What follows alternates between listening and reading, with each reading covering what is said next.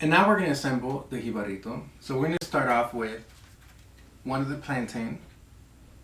Bread? No. Oh. Cut.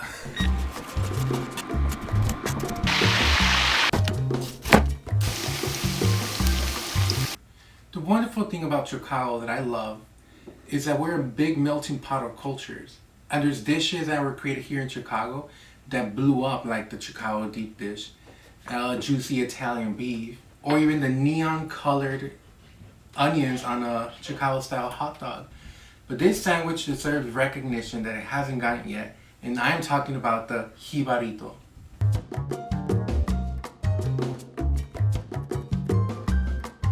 So jibarito, you have to use green plantains. You don't want to use the yellow plantains or plantains, whatever. You don't want to use the yellow ones. You want to use the green ones because green are for frying, yellow are for baking and grilling.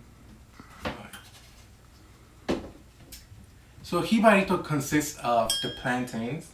We have lettuce, a garlic aioli, thinly fried pieces of steak, onions, and tomatoes. So it's like a burger minus the meat, and then you replace it with plantains. So you replace it with plantains. So people who have gluten intolerance could definitely try this. Now I'm going to start off by preheating my oil.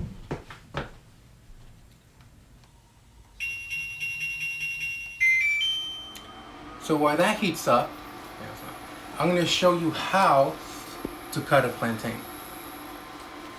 So you start off with your plantain, and you want to cut off the ends. And then you cut it straight in half.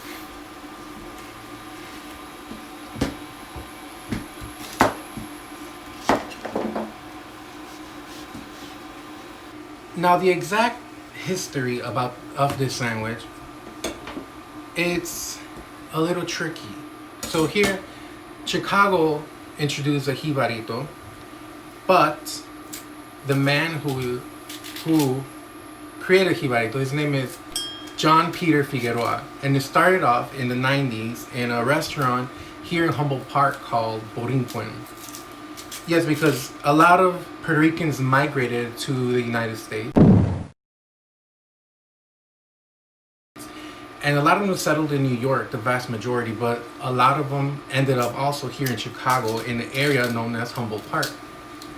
So, that was supposed to happen. So before I get to that, the easiest way to peel it is you want to use your finger right on the edge, and you want to go down like so, and then you go ahead and keep repeating it because a plantain is a starch. It's almost like a potato until you peel the layer off. Juan Peter Figueroa perfected the jibarito. There was an article written back, and he mentioned that he was inspired by a newspaper he read in from Puerto Rico, and in there there's a restaurant called Plátano Loco which created sandwiches made out of plantains. But then he went on and perfected and created the jibarito. So yes, this is a Chicago creation. So I'm going to show you how easy this is. We're going to go ahead and fry them until they get soft.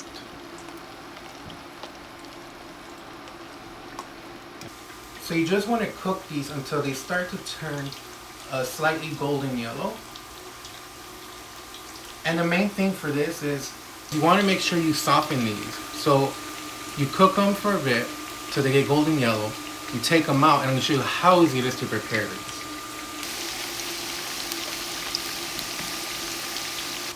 So once they're softening enough, I'm going to start with the first one I cooked.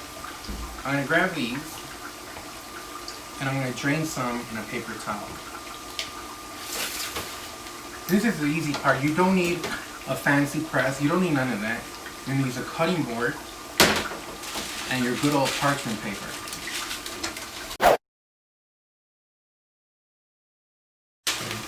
You lay your parchment paper. You're going to put your first softened plantain sandwich. And here's the fun part. With your cutting board, you're just going to mash it So if it's hard and you can't mash it, it means you gotta go ahead and put it back in the oil and fry it a little longer. And if you don't, it means it's ready. And I don't apologize for this. It's very simple. You don't need anything fancy. Again, you're not the chef, but you're learning how to cook like one. And you're gonna end up with this.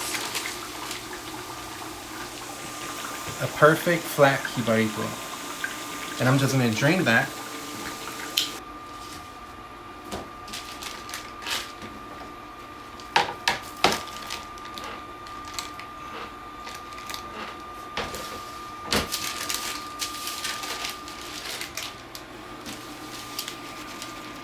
So now that I've fried all of my plantains, here's a trick that I like to do to mine. So I grab a garlic clove, and I'm just gonna mash it. And with this part, I'm gonna brush my garlic with it. Because I want it to taste like garlic, but I don't want to put too much garlic.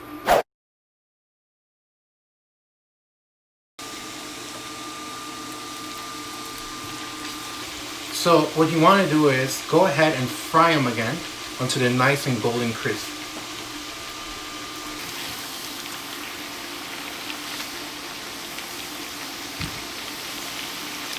Once they're crispy, you want to make sure you go ahead and put them back in drain on the paper towels.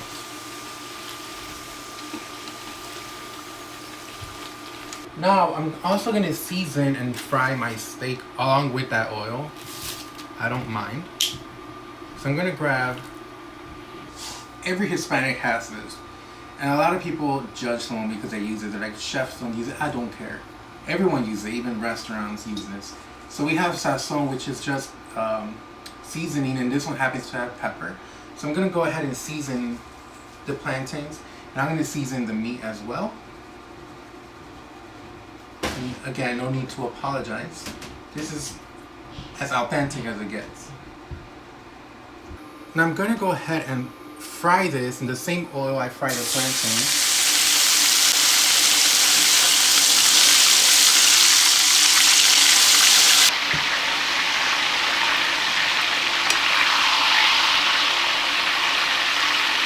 I like to end this with a little more salt because some of it might have fallen off, and a little bit of black pepper. You could use any filling for this. Sometimes people do lechon, which is Puerto Rican type of carnitas. You could use chicken, you could use shrimp, you could do whatever you want. But Juan's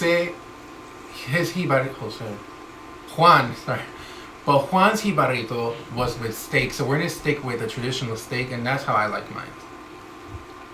So while this is all cooling down, we're gonna go ahead and do the garlic aioli. So for the garlic aioli, we're gonna need garlic. For the simple garlic aioli, we're gonna need 1 cup of garlic. We're gonna need 1 cup of mayo. And I'm just gonna eyeball this because it doesn't have to be perfect.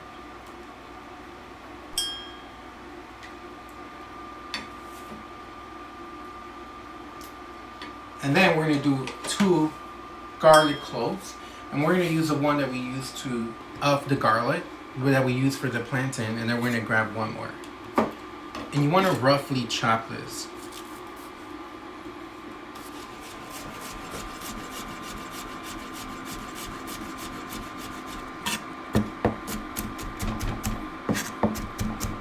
And then we're gonna turn this into a garlic paste, and I'm gonna show you how easy that is. First, you grab some kosher salt. I'm gonna sprinkle it on our garlic. And then we're just gonna mash it. And the salt helps to create a paste.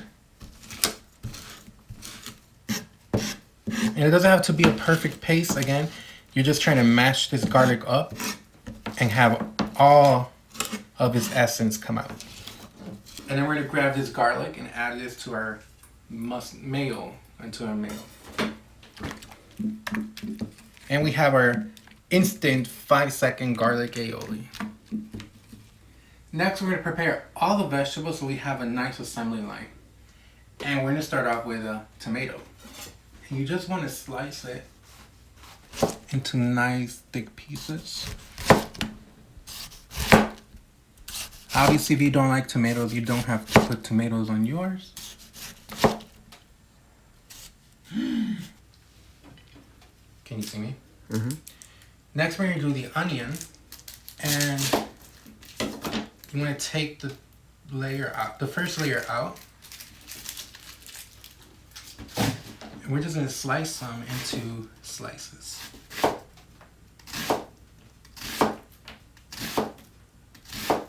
And then finally, some iceberg lettuce.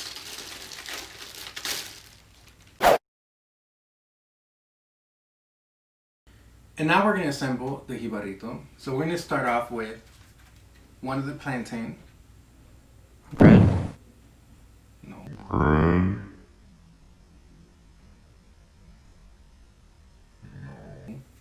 Oh. Cut. Go. Bitch, I'm going to try it. Cut. And now I'm going to show you how to assemble and put together this beautiful sandwich. So we're going to start with one plantain. And we're going to put some of that garlic mix. We're going to put some of the garlic aioli. And we're going to do that to the top piece as well.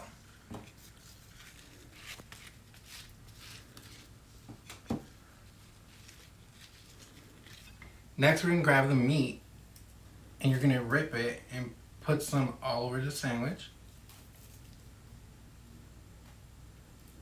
Nice and even. And then we're going to do some tomatoes, onion,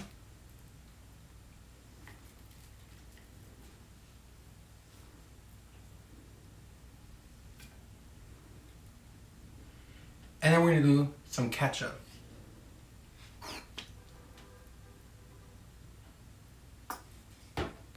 It's so important that you use American cheese. You cannot use, don't try to be fancy, don't try to use anything. Don't apologize for it. The original recipe has good old American cheese on it. And we're gonna stick to the traditional one here.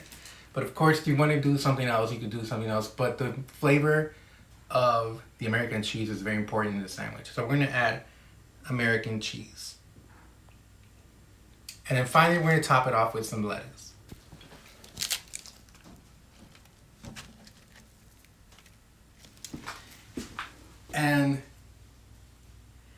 And this is such a beautiful sandwich, the most beautiful thing you've ever seen. And again, this recipe, I just made one, but the recipe I have online I'll post is for 4 people, so you go ahead and make it. And now for the fun part. And that is all the beautiful layers in it. Time to taste test.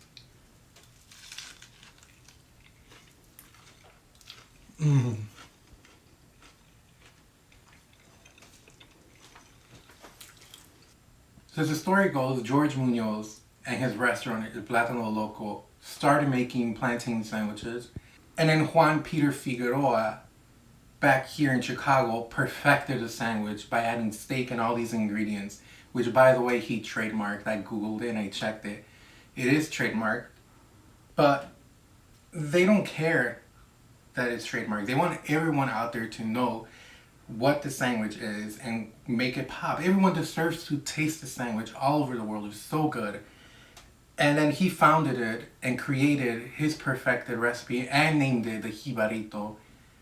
Let's take a moment to appreciate new creations and new things, because this sandwich is like 30 years old. Probably as old as me, bro. Probably as old as me.